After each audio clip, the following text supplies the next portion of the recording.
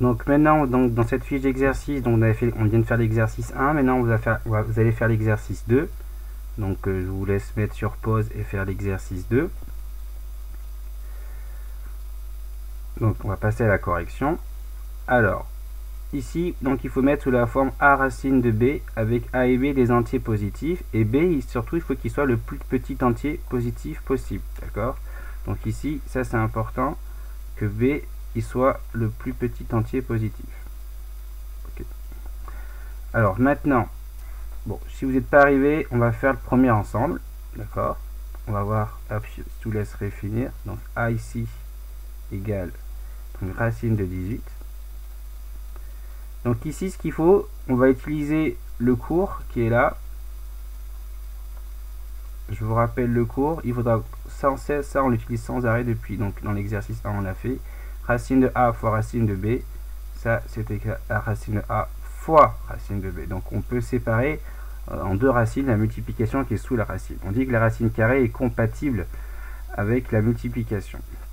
Donc ici il faut que je décompose ça en un produit. Donc il y a plusieurs choix possibles. Certains pensent peut-être à 6 fois 3. Et ça, finalement, c'est pas pertinent puisque je ne connais ni la racine carrée de 6 ni la racine de carré de 3. Si j'écris ça, vous voyez, si j'ai jusqu'au bout, si j'écris ça, je suis pas avancé puisque je connais ni la racine carrée de 6 ni la racine carrée de 3. Ce ne sont pas des valeurs entières. Donc ça, c'est pas pertinent, d'accord? Donc tout ça, on peut... C'est juste, mais c'est pas pertinent.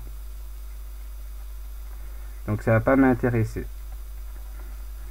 Donc il faut essayer de trouver donc maintenant une autre décomposition d'accord, en facteur de 18.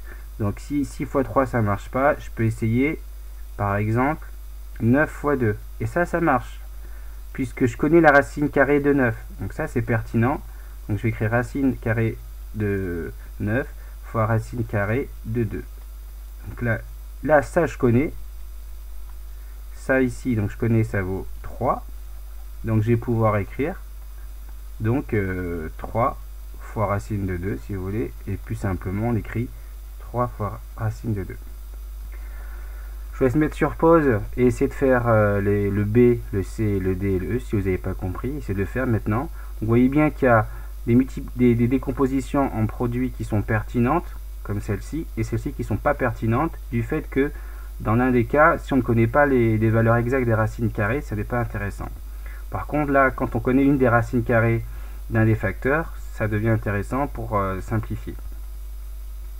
Donc, mettez sur pause et essayez de le faire. Maintenant, on va passer à la correction. Donc, je remonte. Hop. Alors.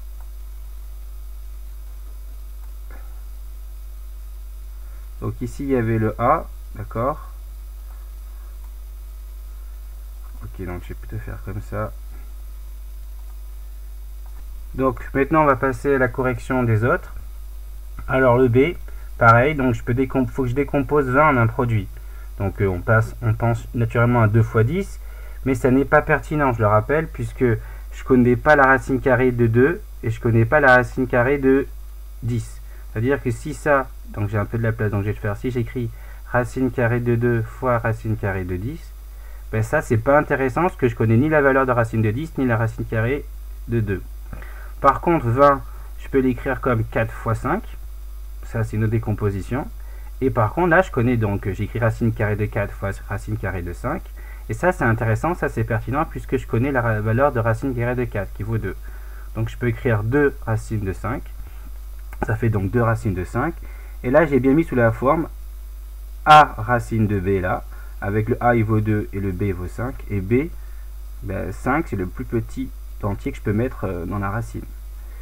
Pour le C, pareil, vous avez 12.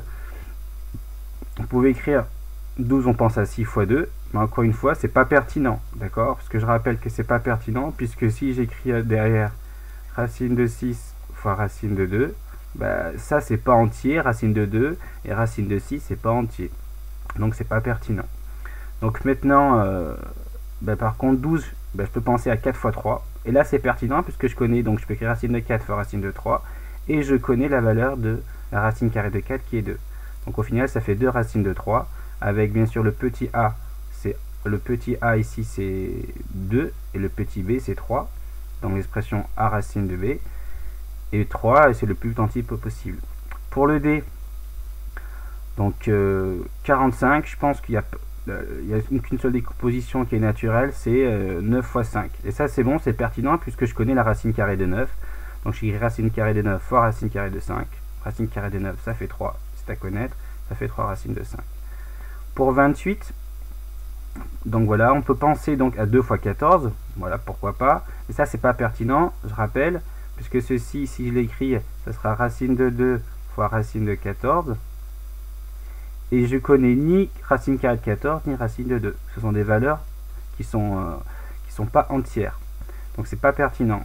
Par contre, 28, je peux l'écrire comme 4 fois 7. Et là, je peux décomposer racine carrée de 4 fois racine carrée de 7. Et racine carrée de 4, je connais. C'est une valeur entière qui vaut 2.